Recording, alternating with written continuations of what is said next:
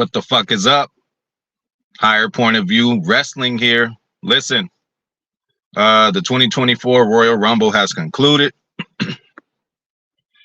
Um, just finished watching it. Well, not just finished watching it. I had to watch the presser after just to see if anybody mentioned, the whole Vince McMahon deal, and they did. And Hunter punted on the question, but Cody stood up and he kind of put his part. Again, it was kind of cliche. Oh well, we heard it just like everybody else did. Okay, well, what do you think about it? But again, nobody wants to talk about that right now, and it is what it is. That just shows you again how much of a mess Vince has put himself into. But we're gonna move on, man, to brighter things. And that was the 2024 Royal Rumble, people. Packed house, Packer great. Aaron Jones was in attendance. I seen him. I kind of fanned out when I seen him. I was like, Aaron Jones. Yeah, he was in attendance. Usual suspects too, like West Side Gun. Shout out to him. And yeah, lively crowd. Supposedly broke a record. WWE breaks records every week. Every pay-per-view they break a new record. But again, they said it was true. They haven't had that many people in that venue since New Kids on the Block. So that's what they said. So that's got to be a good thing. So starting off with the first match that happened, it was the Women's Royal Rumble. And overall, I'm not sure, you guys, if I'm going to get into this, like giving shows ratings as far as, out of 5 stars or anything like that, or, grades A, B, C, D, or F.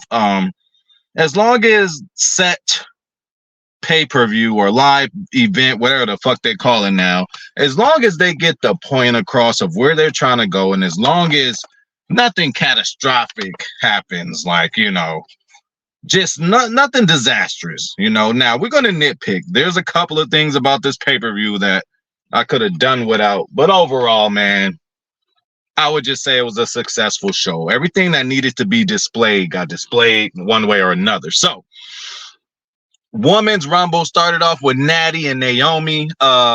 Welcome back, Naomi. One of the surprises. We always say Royal Rumbles have surprises. Welcome back to her. A lot of splits. Like a lot of her shit in their moveset has to do with splits, and I love it. I'm all for it. I can't lie. It looks good, and that's the thing about women. You don't see all the wrestlers out there doing splits. Everybody ain't RVD out there. Shout out to RVD, one of my favorite wrestlers of all time, and it's only right that I take a hit of this 420 for my boy RVD. So welcome back, Naomi. So she came from TNA. It was a little debacle. Her and Sasha Banks left. Sasha didn't show up today, but Naomi's back, so that is cool. And I'm happy for Jimmy Uso. He gets to travel with wifey and all that. Probably makes shit a lot easier, and it's probably fun traveling, right? So Natty, Naomi, and Bayley started off the match. Off the jump, they already said, which got my antennas going. Bayley has never won. When they say shit like that, they ain't trying to talk down on them, talk bad about them, but it's letting you know that possibly, something might go her way. Candice LeRae came in. She had a nice little move, a backstabber. She jumps and does the backstabber, but not only does she do that, she actually did a senton too on a female who was laying on the ground. So she hit an opponent with a backstabber and did the senton. I just like new creative moves. Not to say that that's new, but it was a bright spot to see, especially from somebody like Candice LeRae, somebody who's going to come in and not be dominant. Everybody had a little bit of spot, a spot or two in this match. Another surprise will be Jordynne Grace. I was not familiar about her. She is TNA's current knockout champion, women's champion, whatever you want to call it. So that's something very new that WWE is doing, and I'm happy. Again, we used to not even be able to mention other companies when it was under Vince. Now they're saying TNA, they're saying AEW, they saying all that kind of shit now, and it's cool. That's something different that I do see in this new regime that they started to do since Vince has been loosely getting away from this company. Okay, so there was no Kofi spot to speed forward to the men's Royal Rumble, but there was a Kofi spot in this women's Royal Rumble. It was done by Kairi Singh. It was actually impressive. I was shocked how she held on so long. Basically got thrown out. Her back was against the ropes, and she latched on to the, to the apron part, like Spider-Man. You know how Spider-Man's climbing the building backwards with his hands, his back against the wall, his hands against the wall, and his feet against the wall. Like she literally, stood like that for at least 5, 6, 7. I don't know. Seemed like a lifetime, but that took strength to do that. So credit to her for that. Asuka came in at number 7. I'm only giving numbers. Listen, I'm not giving the play-by-play elimination by any means. I'm just saying the highlights that I can remember, which happened. Asuka entered at lucky 7. You have to think that she will make an impact in this match. She did. She did her thing. Like I said, for the most part, people came in and did what they were supposed to do. Like Piper, right? She's supposed to be the big kind of heel girl. She did what she needed to do. Same thing with Nia Jax, who entered at 19. So Nia Jax, when you got a monster entering in at 19 like that, you got to think that she'll be a favorite and in the last 4. So, again, Nia did her thing as far as being that heel, beating everybody up, the big powerhouse. Bianca Belair, she came in at number 10. She tripped when she first jumped in, but she is my favorite, the whole roster. Male or female, she's just amazing. And that's like my little man crush, man, on WWE, on Superstar. So, I always want to see her do good. She had her run, I would like to complain ever since Asuka beat her for the title. And, I just wanted Bianca to hold the belt on forever. But she held it, or should I say title? I don't want Vince to get mad at me. She held the title long enough. She broke a couple records. So now, Bianca is not going to be in, the main event position as far as going for a championship this year in WrestleMania. Hopefully something else happens and next year she could do it. Maybe her and Jade, again, I don't know how cool they is, but, maybe her and Jade could end up being a team of sorts because it was a respectful kind of spat that they had. And since I already mentioned the name, Jade Cargill, guys, looked a fucking amazing. Came in at number 28. And then again, this will be our modern day China, man. If they do her right, not that their careers will be parallel in any kind of way, but I'm just saying physique, impact, and just, Lord have mercy. Like she just got it all. And this is up for Hunter and whoever else, the higher heads in WWE to get this right and to continue to protect her because there's money there, man. She don't need to be doing too much. This was the perfect time for her to make her debut because it's not like a full match. And and again, this was the Royal Rumble, so there was a few times where shit was clunky. That's just human error in the male and in the female match. Again, there's a lot of moving parts. And then again, with the Royal Rumble, it's like, it seems all fun. Everybody's getting called in every 2 minutes, but that clock, they be speeding that bitch up. I'm like, that wasn't no more than 30 seconds and another motherfucker ran out. It's supposed to be 2 minutes. Not that I was rushing, trying to, not that I want it to be any longer. I meant, but, so now, Nia Jax came in and did her thing. So again, you have with Royal Rumbles, you got serious shit, you got betrayals, you got teams making up, and you got comedy. So comedy on this one was Valhalla coming in, right? She came in. No, she came in after. So first of all, R-Truth, you guys, hilarious, comes out during the Women's Rumble, and he goes to the ring, act like he's about to enter. They like, this the Women's Rumble. And he was like, all of those are women in there? Very funny. That shit was hilarious. So they sent him back. And Valhalla he took the shine from her because I think it was her entrance, if I can remember. And he kind of came out abruptly and wasn't supposed to come out. So she got eliminated and she wanted to blame him because, he caused all the commotion and she was distracted and she got eliminated. So that was that.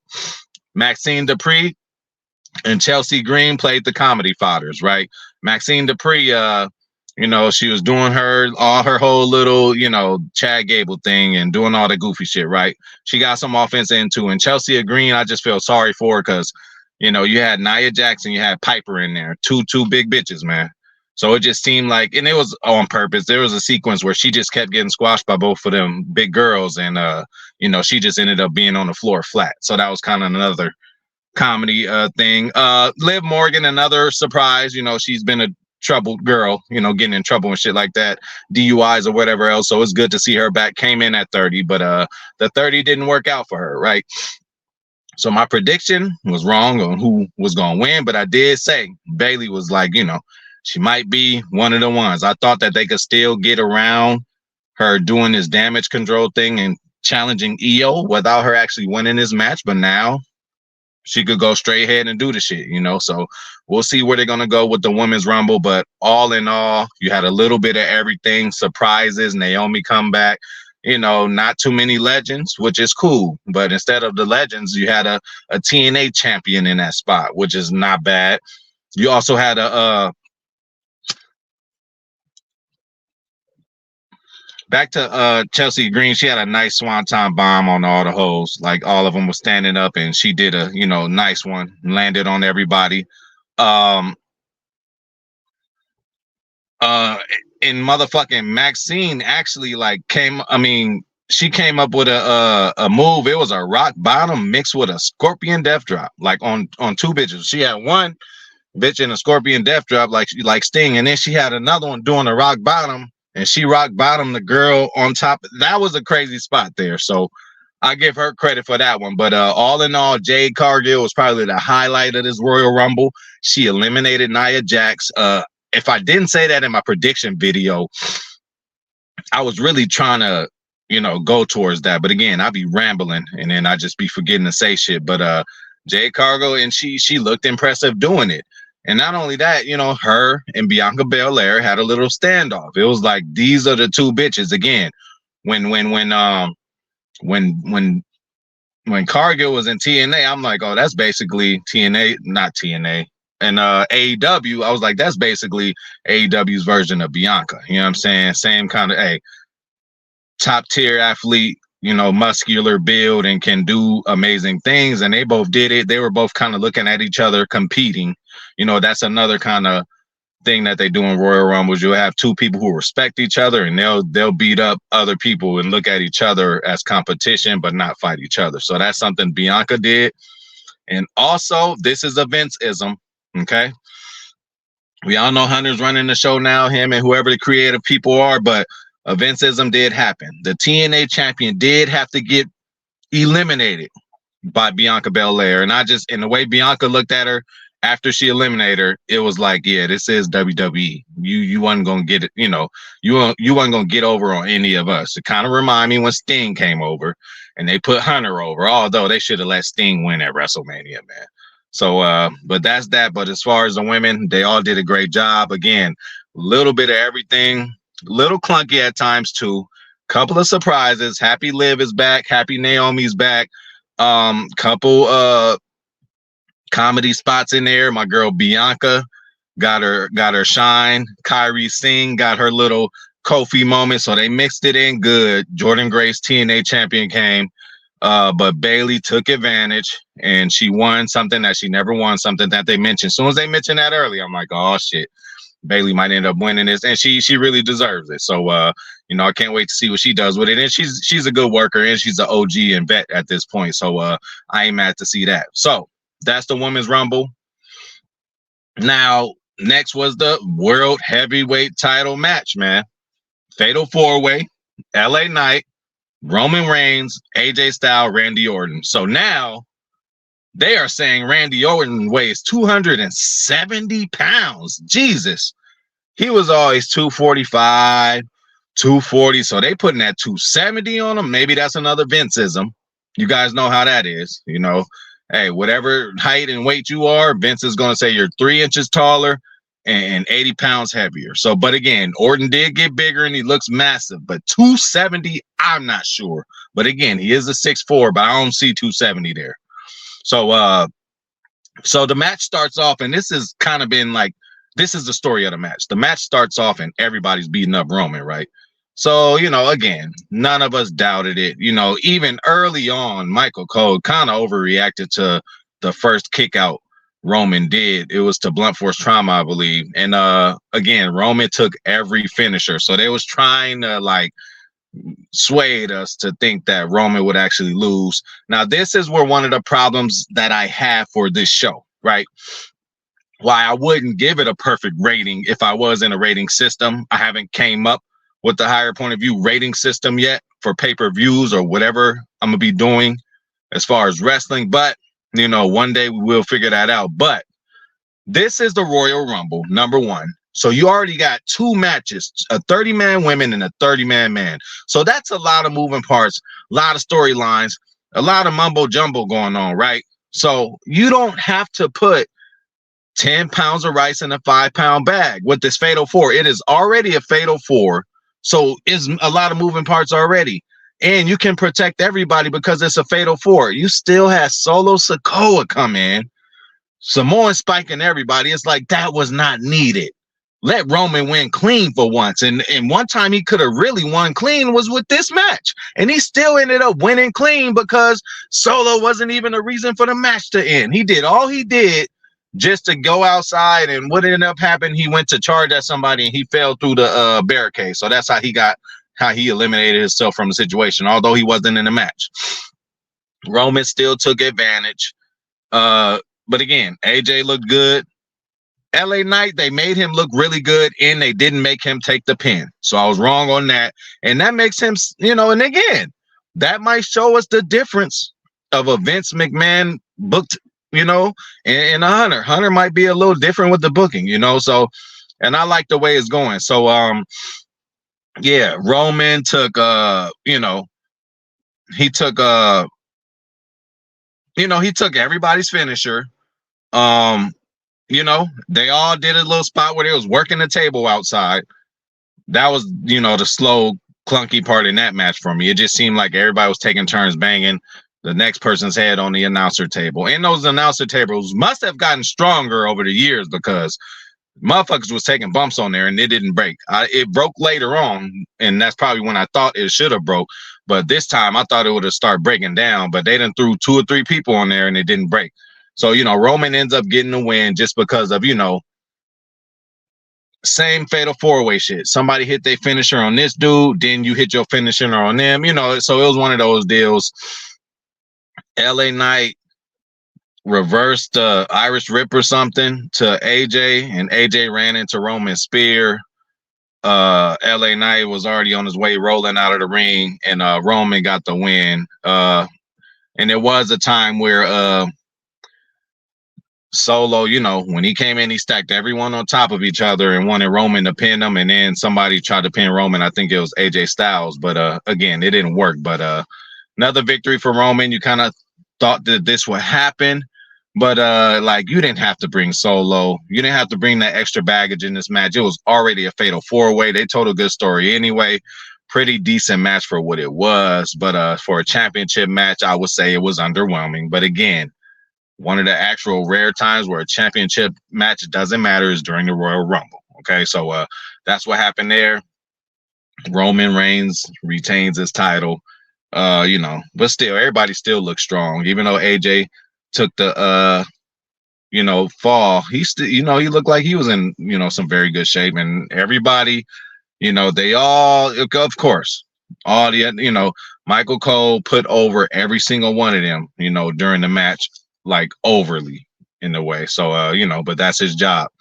Now,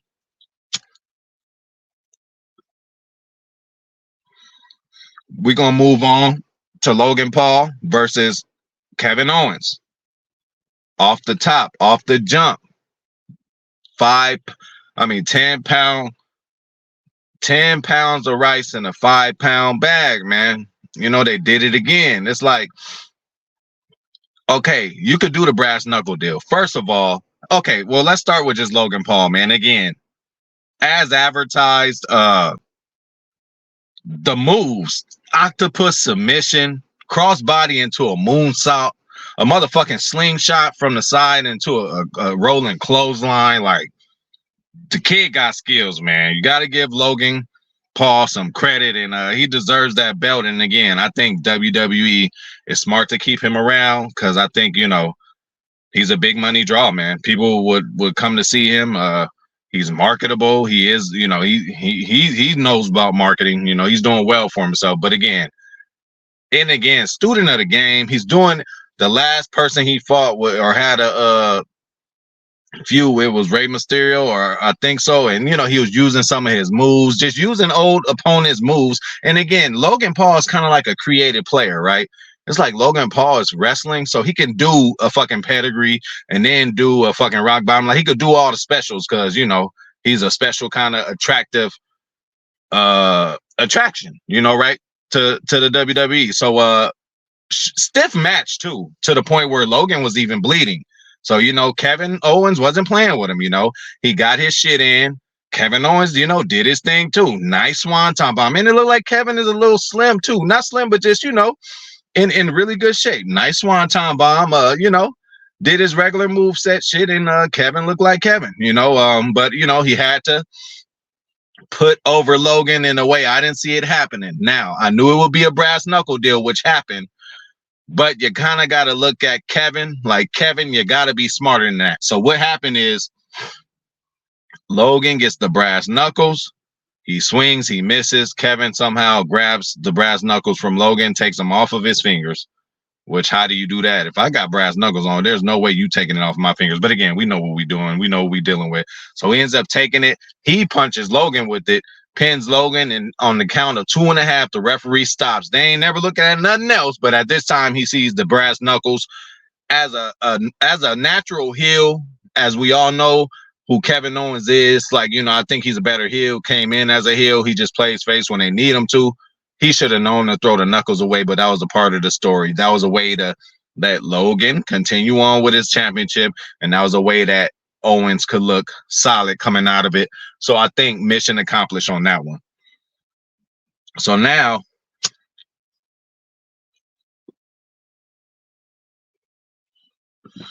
we're going to the granddaddy, man. The whole thing, man. So the Royal Rumble match, man. And I'm going to just say it now. My wild prediction of The Rock coming back just didn't work.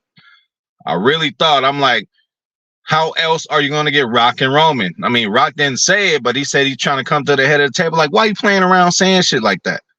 You know what I'm saying? I thought that was a soft promotion of him coming to, probably the second or third biggest pay-per-view of the year, Royal Rumble, and make a real big impact and point at that sign. You just signed on to TKO. You are in partnerships. You are in, right next to Vince McMahon in the stock exchange kind of deals, standing next to him, taking pictures with him. Like, Rocky, you was up there. So I thought, again, then you came a month ago. Nobody asked you to come talking about you going to sit at the head of the table. Everybody know we've been waiting on Roman and Rock. Had me confused to the point where I'm like, is Cody ever going to finish the story? But start off the Royal Rumble. One of the things happened, the men's Royal Rumble. One of the things that I say is a Royal Rumble kind of thing that you probably see every year, 2 tag team partners going at it. But this time it was both Usos. Now, kind of too over predictable, You like, out of all the guys, and if this is supposed to be real random draw, you're going to have both the Usos draw 1 and 2. I get it. 1 and 3 would have been even a little better, or 1 and 5, 1 and 4. You know what I'm saying? Just to, kind of do a realist. But again, if it's a lottery thing, maybe they just did draw 1 and 2. But that's how the match started, and it kind of stayed that way. I thought at some point they would tease like a comeback and be cool with each other and start beating everybody ass. But pretty much for the whole part, they were beating each other up throughout the whole match. I'm talking about the Usos. That's number one. But number two, they didn't even eliminate each other. It had nothing to do with it. Like, what are you guys doing, WWE? This is time to set up. You already had them fighting the whole match. You already had them start off the match together and fight. Why you didn't have one eliminate the other, and then the other one stay outside and get the other one to eliminate? Do that. Now you didn't have either one of them eliminate each other. So what was the point of having them start off the match together? That's my complaint about that part of the Rumble. Okay, so them two were fighting, and Grayson Waller, a guy who I like, very good mic skills, and he's just very funny, very witty to me, and he's a gangster. I'm a gangster. I could tell. I don't give a fuck. What color he is or whatever, wherever he from. He ain't from. United States. I forget where he's from. Where's Grayson Waller from? I forgot. Australia. I don't know, one of them places, but you know, he's a gangster, man. And he can talk really well. I'm a fan of his. I love his move set too. So he comes in on the mic talking shit, and he comes to the ring talking shit about Jey Uso. Before he even gets in the ring, Jey Uso hits him with a super kick on the, outside of the ring, right? Or of the apron. So that happens, and then Jay starts fighting his brother again, and then Waller comes in, and Jimmy Uso actually is double teaming his brother with fucking Grayson Waller, and he did that throughout the match with other people too. So again, it ain't all sweet with the Usos. So I don't know how they're gonna work this out. I'm sure they're gonna continue on, with a, you know, I'm sure they're gonna continue on with the rivalry, but I don't know where they're gonna go. So we had Andrade, whatever the fuck, call him Charlotte Flair's husband. He came back. Cool. Hey, get as many as talented people on the roster, man. This is a historic run that Triple H kind of talked about, kind of referred to, like he just says he's feeling a certain way about this roster and the future of WWE. I hope so. I hope it does change, and I hope it gets a lot better and grows, because some people look at wrestling as archaic. Oh, it ain't the same as it used to be, but there's still fans out there. So, Carmelo Hayes, Nakamura, Santos Escobar, and Karrion Kross get up in there. Just regular, Royal Rumble shit. Everybody walking around punching each other. Carlito came in and did the whole Apple thing. He was about to do it to Dominic. Dominic, reversed right before he was about to do it, and he ended up spitting the apple on Escobar when Escobar was on the other side of the apron. So, Escobar, was almost eliminated. And Carlito spit the apple and then got another dude face. So he missed Dominic with that. And then Dominic, he has a way to milk the crowd, man. And he knows how to work the crowd. His entrance, just looking at everybody, and he knows he has timing pretty well down packed, man. And it's just good to see, because early on I'm like, oh man, the baby face. But since he got the mohawk, getting a little facial hair, probably another tattoo or two, and then Dominic, hey, he ain't gonna be playing no games, man. He's gonna be a force to be reckoned with. He got some in-ring skills too.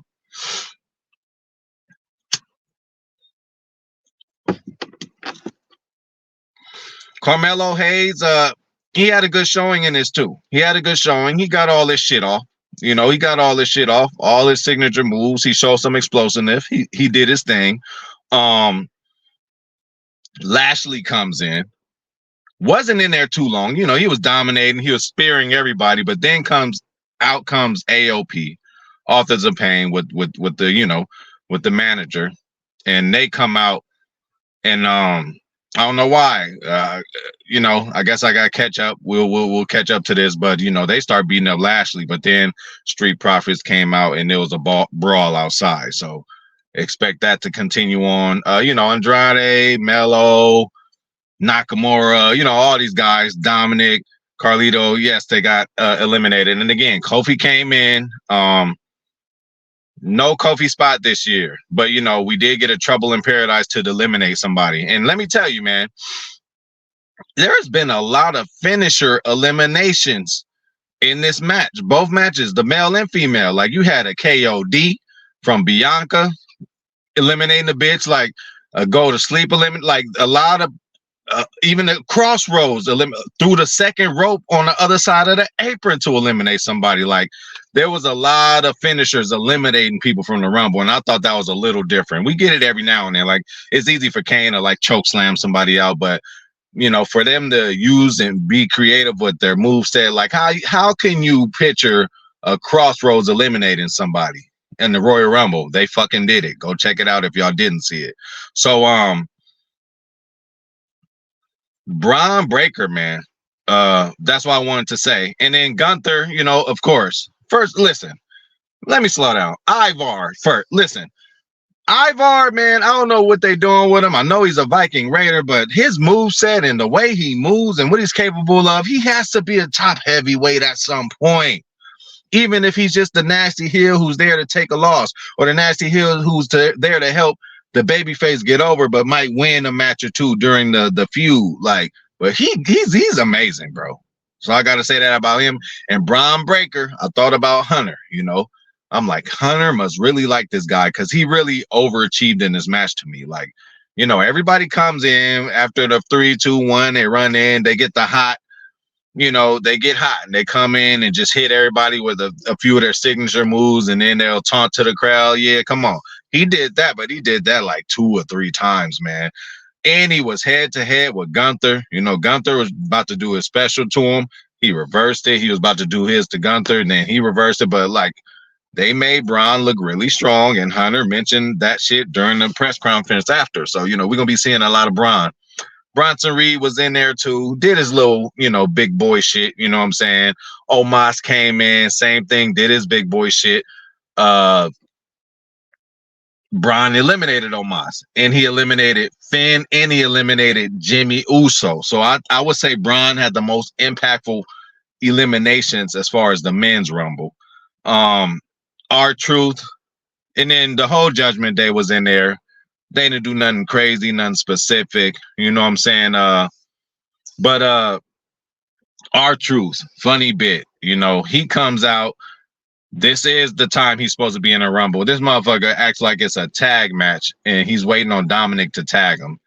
That was so funny. Like, everybody's like, yo, it's a Royal Rumble. He keeps going for the tag. So then eventually Dominic's getting double teamed, and they do the hot tag. And first hot tag in the Royal Rumble history. Give it to fucking R-Truth for being creative. I don't know if this is all from his mind, but these are some funny ideas how they just had this dude spontaneously coming out in the middle of the women's rumble and then coming out in this one and totally acting like it's a tag match. Like, that shit is funny. He started acting crazy like a few years. It's been like 10 years ago since, you know, he was fighting with Cena and all that. But it's like, man, great character. You know, some people be like, you know, he never won a title. So the fuck what? He been employed for fucking 30, 40 years. You know, ain't had no problems, no scandals or nothing. He getting a check. So I think R-Truth doing okay. And, you know, they said, you know, he is one of Vince's, you know, right-hand man, one of the dudes Vince traveled with. You know, Vince like to feel protected. Vince used to roll with Roman Reigns' dad, Alpha and Sika, and his brother. You know, he used to roll with them because he knew they didn't play. So to see he roll with R-Truth, you know R-Truth ain't with no bullshit. Speaking of R-Truth, yeah, him and the Miz kind of come back together and do their thing when they was Truth and Miz. They did their little taunts that they did together, beat up a couple people, did a move or two. Drew McIntyre came in at 29, and 27 was CM Punk. How can I forget that? CM Punk came in at 27, and 30 was Sami Zayn. I mean, I was hoping it was The Rock. Didn't even imagine it to be Sami. Wasn't thinking about Sami at the time. But, you know, he came in and made an impact in the match. He was around. He was down to, like, you know, the last few. But the final 4 was Drew McIntyre, CM Punk, Drew McIntyre, CM Punk, Gunther, and Cody Rhodes. So it was pretty much the heels versus the baby faces. Cody and Punk were really working from behind, man. They were both getting their ass whooped, and this was one of them times. The same way Jade Cargill and Bianca was beating up bitches, you know what I'm saying, to prove to the other one, like, I'm the baddest. That's basically what Gunther and Drew McIntyre was doing. Every time McIntyre smacked the fuck out of Cody, Gunther would do it against CM Punk, or vice versa, whichever was that matchup. But then eventually the heels get eliminated. I was kind of shocked when McIntyre did. Man, Punk was looking kind of weaker, a little tired during times of the match. But, you know, he came and he put it back together to finish strong with Cody, because when it was left to them two, Cody and Punk, it turned into a regular match for at least a good 4 or 5 minutes. It turned in, you know, you to the point. Yeah, I mean, you knew it was a Royal Rumble, but you was just like expecting a pin or two from how much they were going at it. But obviously, it's the Royal Rumble. back and forth. They both hit their finishers, signatures on each other, Cody and Punk, and eventually, Punk. This I kind of knew he was losing when he did this because it was borderline disrespectful, and I don't think he would have did Cody like that if he would have won. So he picked Cody up for the go to sleep and was going to go in the middle of the ring, and he was like, I didn't come back after 10 years to lose to Dusty's kid." You know what I'm saying? So to call Cody Dusty's kid like that means like, oh, Cody Rhodes can't stand on his own. That's kind of what he said. And as he went for the go to sleep, Cody reverses it, grabs him, and throws him out. Now, the elimination wasn't, extravagant. They weren't both dangling and one fell down. It was pretty kind of, you would think like, man, Punk could have escaped that. You know what I'm saying? But they made up for the mini match that they had before, just to see them two guys going at it, knowing that they're tired. That brings out the real athlete in people when you're tired and you still got to perform. It looked like Punk lost his win at some point, but then it looked like his second win did come in. So, kudos to Punk and Cody for being the final two. And then again, this is a result where you couldn't be mad at either one. And that's what Hunter said, but I kind of thought that beforehand. I'm like, well, shit, if it is Punk, who gonna be mad at that? If it's Cody, who gonna be mad at that? Because he has to finish the story, so he's still gonna be able to do that, you guys. So we'll see. But again, I'm about to get back up in this WWE loop. I was out the loop. I was doing my Packer shit every day. So, now I got a little time. I'm going to get back into it, start watching a little bit of Raw, a little bit of this, a little bit of that, and give y'all my opinions on this wrestling shit. But this has been my reaction to the Royal Rumble, man. Overall, everybody, worked hard. A few clunky things happen, but, they're human. Big Show nerves might be a part of it. Big crowd. Sometimes, again, maybe again, outside crowd, it didn't seem as loud. I thought it would be a little louder during times of the pay-per-view, but again, it's different when it's on television.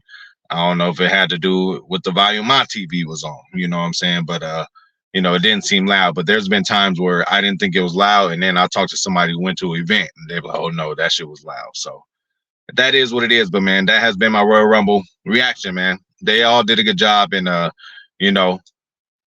we move on. WrestleMania season is here. Now we're gonna see where these storylines are going. It's a lot clearer now, but I just want to see how they're gonna squeeze in a few other people. But I'm out, man, and I'm gonna catch y'all soon.